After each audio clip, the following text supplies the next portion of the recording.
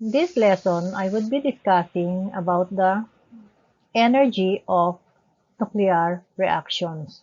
So we're going to calculate the mass efficiency and the nuclear binding energy. So this is the energy that is released during nuclear reactions. Unstable isotopes undergo spontaneous nuclear reaction. So when they undergo radioactive decay, that's the type of the reaction that they undergo, they release particles or energy in the form of radiation. So these are alpha, beta, and gamma radiation. So alpha radiation is a positively charged particle and it is released it is just like a helium nucleus.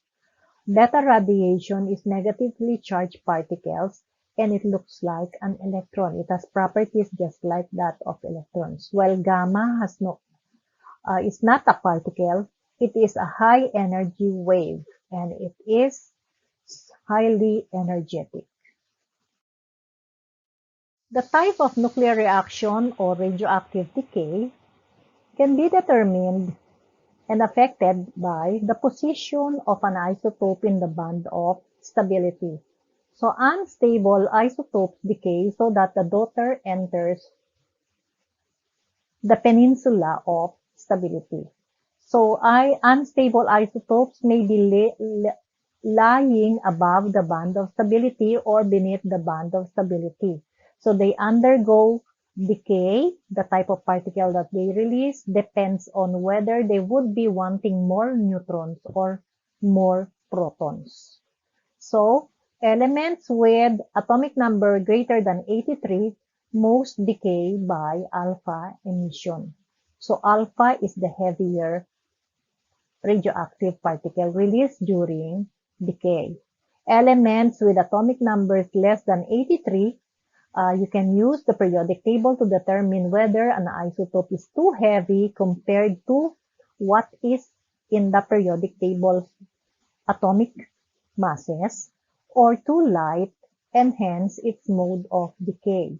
So if the isotope is too heavy, its mass must be lessened, so it should undergo alpha emission to remove some of the mass. Or if it is too light, then it would undergo beta decay. Natural radioactive particles can emit these particles, highly energetic alpha and beta particles, and an electromagnetic radiation, highly energetic, the gamma radiation. So look at how they are represented. So alpha is represented like a helium ion. Beta is just like the electron, having similar masses, while the gamma has no mass and no charge. So alpha can also be uh, represented by the Greek letter alpha, and beta and gamma can be represented by their corresponding counterpart Greek letters. So these are their masses, the beta having a mass that is similar to that of an electron. And for penetrating power, the most penetrating of them all is the gamma radiation. So in terms of penetrating power, the alpha particles are the least penetrating of them all. So it cannot pass through paper. It's just like ordinary sunlight or radiation or ordinary light. On the other hand, the beta can pass through paper, but it can be blocked by a thin sheet of lead. Gamma radiation is so penetrating that it can pass through paper, through a thin sheet of lead, but it can be blocked by, or it may not pass through, a 10 centimeter thickness of lead.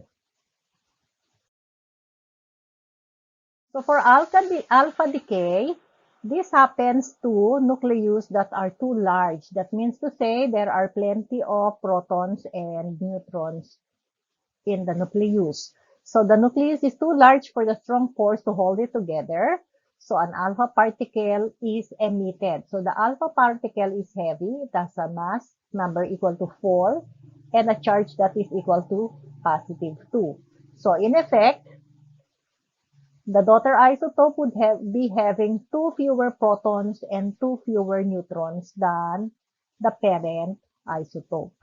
So the alpha radiation is too weak to penetrate paper or skin. It is the least penetrating of all the natural radioactive particles. Beta decay happens to radioactive isotopes when the nucleus has too many neutrons. So the beta particle is emitted, a neutron in the nucleus splits into a proton and an electron.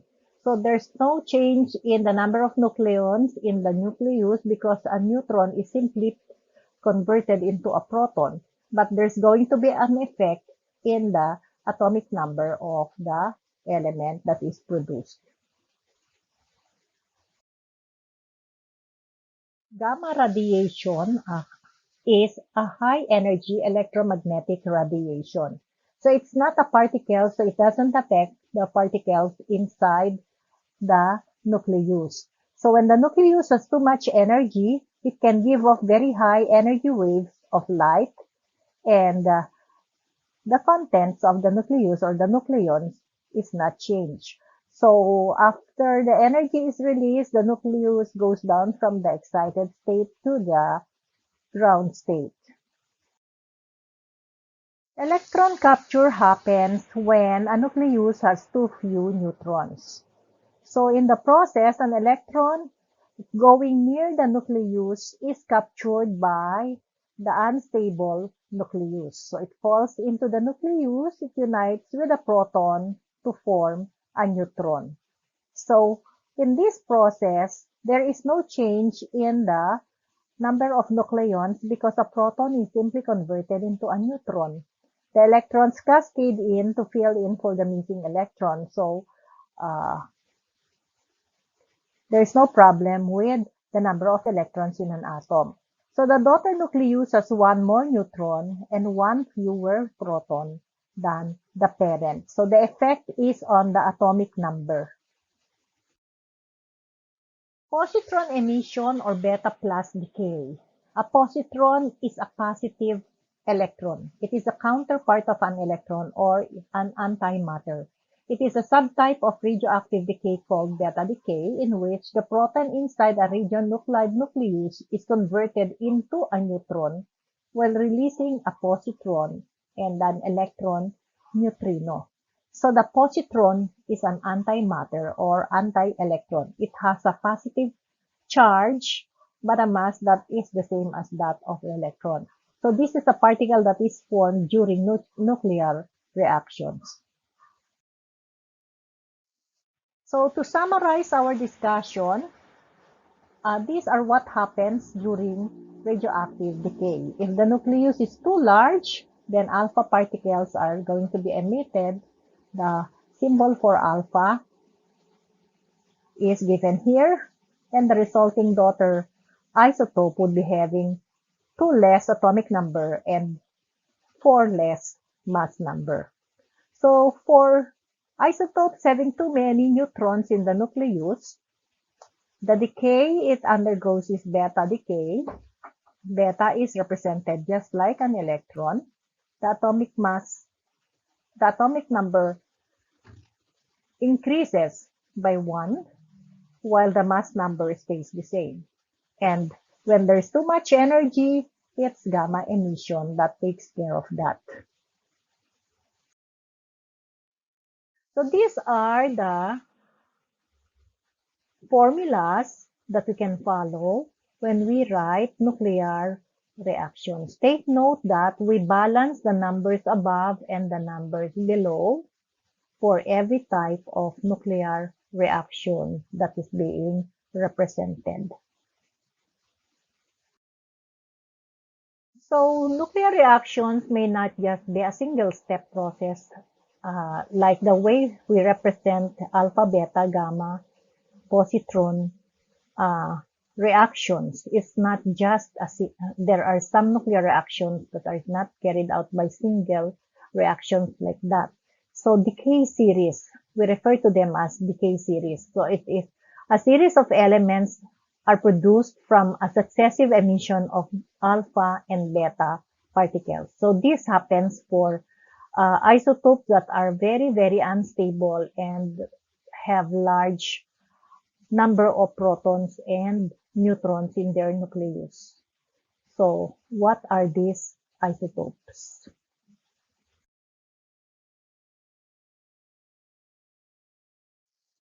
So look at this one. So it shows the series of decay being undertaken by uranium-238. So producing thorium and then palladium and then uranium again, 235, that is less energetic, and so on and so forth. So it seems like there are 23 steps, each one emitting either an alpha or a beta. You can realize that when you compare the mass numbers and the atomic numbers of the different particles, daughter isotopes that are formed for every step. So there are three decay series. These are the uranium series, thorium series, and the actinium series. So for the uranium series, the parent isotope is uranium-233. For thorium series, it is thorium-238, 232. For the actinium series, it is uranium-238. So they all end up to produce the daughter isotope lead-208 after a series of alpha and beta decay reactions. So this is the end of part 2 lesson. Let's now go to more interesting lesson in the next video. Thank you for watching.